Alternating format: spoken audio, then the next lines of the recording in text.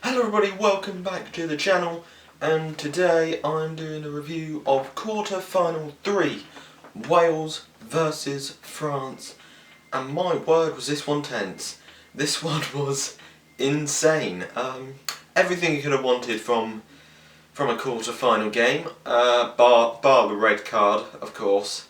No one wants to see a red card, especially why he got it as well, but we'll get onto that later. Yeah, it was a very, very tense affair. I mean, France, wow, that's all I can say. Wow, they were brilliant today.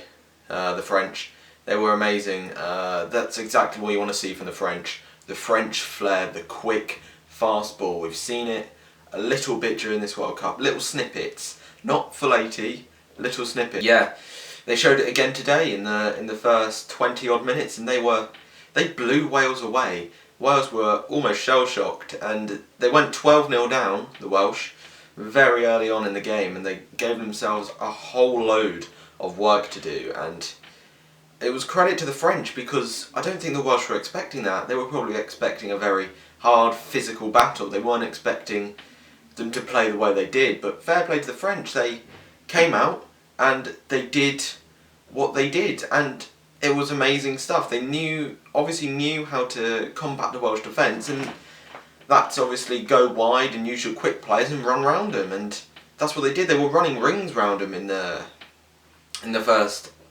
20 odd minutes, and it was looking ominous. You know, the Welsh were looking done and dusted, but they came back, and they came back very well. They came back into the game. They scored a try of their own through Aaron Wainwright, who in the end was man of the match. A decent try, a little spillage, a little error from the French players, and gifted the Welsh a try, gifted the Welsh back into the game, and it gave them momentum. And I feel like that was France's issue. They made errors, and they gave away penalties, and they made stupid decisions when they didn't need to, and that was a prime one. They had the game in their hands, it was theirs. They were 12-0 up, and then they make a little mistake. No one's there, no one's at the back, and Wainwright picks it up and runs and scores a try, and boom, the Welsh are back in the game, and they got that out of nothing, because they were nowhere. They were nowhere for most of that first half, and they scored a try from a French error. And that is where the Welsh in the end won the game, because they did win the game. They won it 20 points to 19. Another good comeback, and they did it through the errors of the French. And yeah, the Welsh made an error themselves. There was a yellow card for, I can't remember who it was for. I think it was for Ross Moriarty, for a high tackle. He came on for Navidi, who went off injured. Moriarty, Wales were getting back into the game. They had the momentum after that try, and then Moriarty got a yellow card. You know, and before that yellow card, the Welsh were 12-10 down, so they managed to bring them back to 2 points, and they were closing the game, and then they got a yellow card. They got a yellow card, and the French scored a try in that yellow card period. They moved it to 19 points to 10. And that was the half-time score. They were 19-10 up, they were 9 points ahead.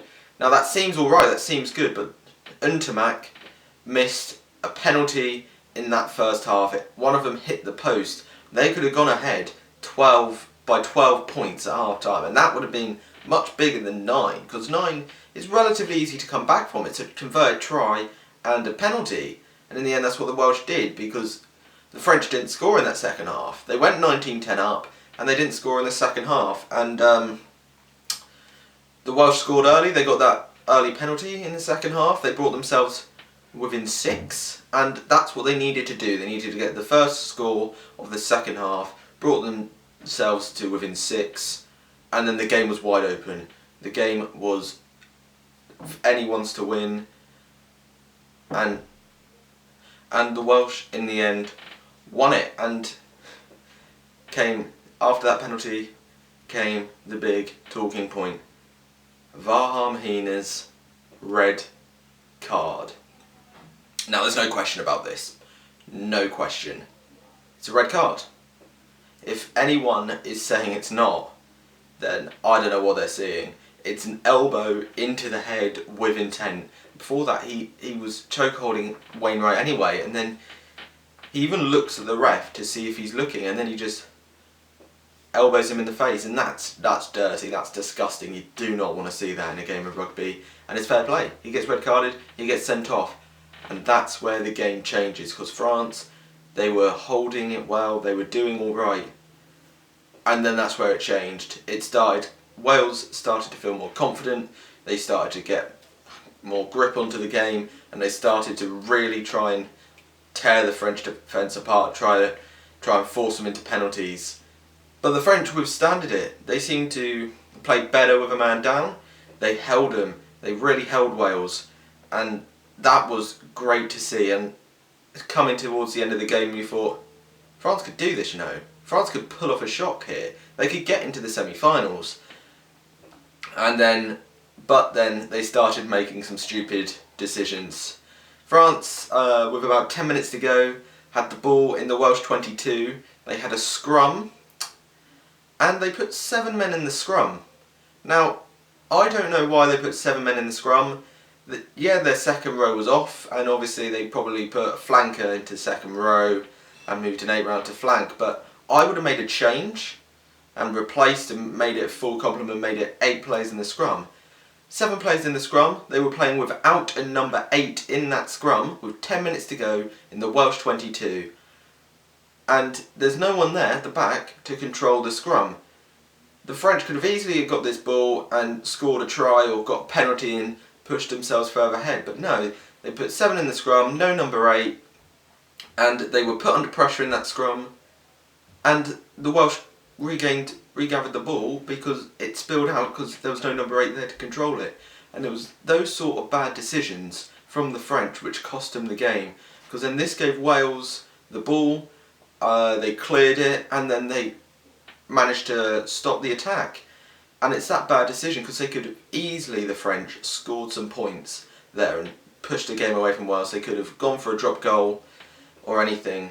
And talking about going for points, they went for points a couple of times in this second half, missed the penalties. Intermac missed another one in this second half, and a drop goal was missed from the substitute French player as well. He missed a drop goal, and France could have easily had more points. They could have easily been ahead by more points, but they weren't. And the Welsh were still in the game. They were obviously gathering confidence from all these missed chances the French were having.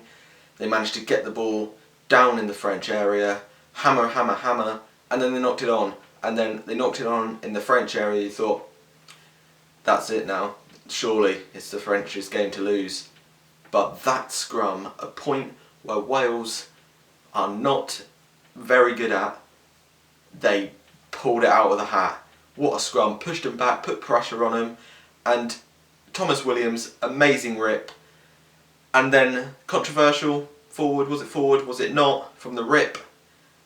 Well, the ref said it wasn't, so you have to go by what the ref says, and then Wales scored a try, and the French hearts were broken. And this all came from mistakes, from errors. That scrum, an error from the French part, they looked way too relaxed in it. The scrum further up the pitch, when they only put 7 men in, missing penalties, and the red card all led to that moment. And it's these little errors which can cause a game to shift, and it shifted and Wales took it. They don't know how they stayed in there, because they could have been behind by more points than they were, could have been behind by more than 6, but they stayed in there and they got the try they needed. And in the end, they got through to the semis. Now, it wasn't a pretty performance from the Welsh by any means. It was probably their worst performance of the World Cup. But the way that they stayed together as a team and somehow managed to win shows how they could be right in saying that they don't know how to lose, because there was surely no way they were coming back from that. They looked out of ideas, but somehow they won the game, and it's that sort of spirit that can win you World Cups. Even if you're not playing well, somehow you win the game. Now, of course, they're going to have to up their game for the semi-finals, no doubt about it, but the way they managed to stay together, the way they managed to keep that spirit, and keep that heart shows a lot. Shows a lot for this Welsh side going forward into the semi-finals and the final. For the French though, it's sad because I feel like the best team lost on the night and they really deserve to go through, but in the end they miss out, and yeah, it's gonna be a sad one for the French because they know they had it in their hands, but these stupid errors, the little errors, the bad decision makings cost them at the end of the day, and they go home and they're out in the quarterfinals. But yeah, as I said, Wales need to up their game for the semi-finals. Whoever they play, they need to up their game. But we'll see who they play, and you never know. Could they go all the way with the way they're playing? If it's anything by the French game, probably not. But if they stick together and if they keep this heart, this desire, who knows? They could easily go all the way.